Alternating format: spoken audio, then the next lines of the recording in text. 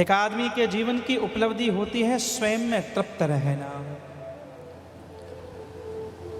संसार के सुख साधन कितने इकट्ठे किए ये मैटर नहीं है, मैटर यह है कि तृप्त भीतर से कितने हैं।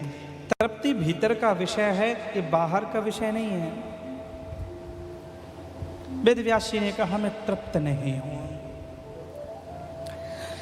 कई बार मुझे लगता है कि जो मैं लिख सकता था वो लिख ना पाया। कई बार मुझे लगता है जो समाज को दे सकता था वो दे नहीं पाया। कुछ आधा अधूरापन अनुभव हो रहा है। श्री नारद जी महाराज ने कहा कि हे व्यास जी, आप विद्वान हैं, एक निवेदन करूं। आपका प्रत्येक ग्रंथ बड़ा पवित्र है, हम सबके लिए पूज्य है। आपने संसार में सबकी महिमा गाई, धर्म अर्थ काम मोक्ष सबके बारे में बताया। भिन्न भिन्न देवी देवताओं की उपासना के ग्रंथ भी लिख दिए, लेकिन भगवत धर्म को किसी ग्रंथ में नहीं गाया है। आनंद कंद वृंदावन विहारी की लीलाओं को किसी कथा में ना गाया। और एक बार कृष्ण चरित्र को गाओ, कृष्ण कथा को गाओगे, यह अतृप्ति मिट जाएगी।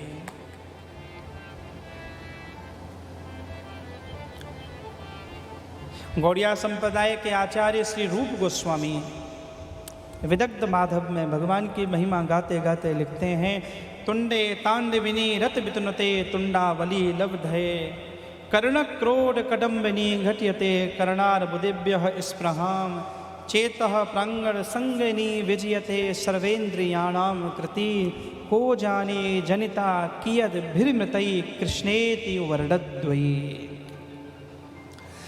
हमारे गौड़िया आचार्यों ने भागवत के ऊपर बड़े बड़े मीमांसाएं, बड़े बड़े दर्शन लिखे श्रीमद् भागवत के ऊपर।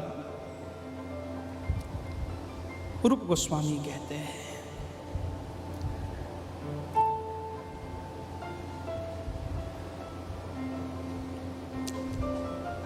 दुनिया में किसी के नाम को कितना भी गा लिया जाए, सुन लिया जाए, लेकिन अतृप्ति बनी रहती है। लेकिन कर्ण क्रोध कदम्बिनी घट्यते, इन कानों में ये दो अक्षर का कृष्ण शब्द जब जाता है, ये रसना जब दो अक्षर का कृष्ण शब्द उच्चारण करती है, कोई भाव से कृष्ण नाम को गाए अथवा सुने, एक स्थिति ऐसी जरूर आती है जब ऐसा लगता है इंद्रियों का समस्त कर्तृत्व पूर्ण हो गया।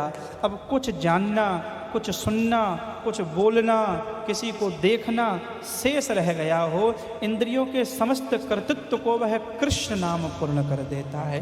कृष्णेति वर्णद्वयी।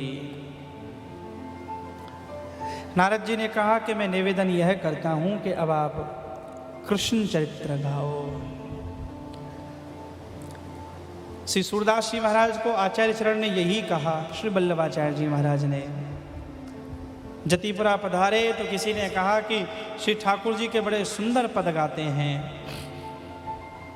सूरदास जी महाराज ने बड़ा नाम सुना था और सूरदास जी भी जानना चाहते थे, मिलना चाहते थे। श्री वल्लभाचार्य जी को मिलने चलूं। वल्लभाचार्य जी घाट पर विराज रहे थे। सूरदास जी को कहा, सूर कोई पद सुनाओ।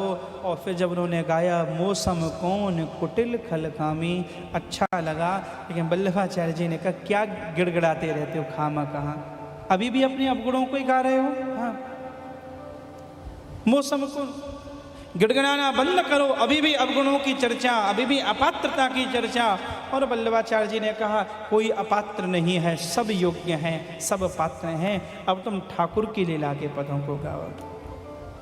फिर सूरदास जी ने दृढ़ एन चरणन केरो भरोसो। अरे भगवान तारेंगे, क्यों नहीं तारेंगे। एक भरोसो, एक बल, एक आस विश्वास, बिल्कुल तारेंगे। कभी गंगा स्पर्श करेगी तो गंगा नाला गंगा बनेगा। दृढ़ एन चरणन केरो भरोसो।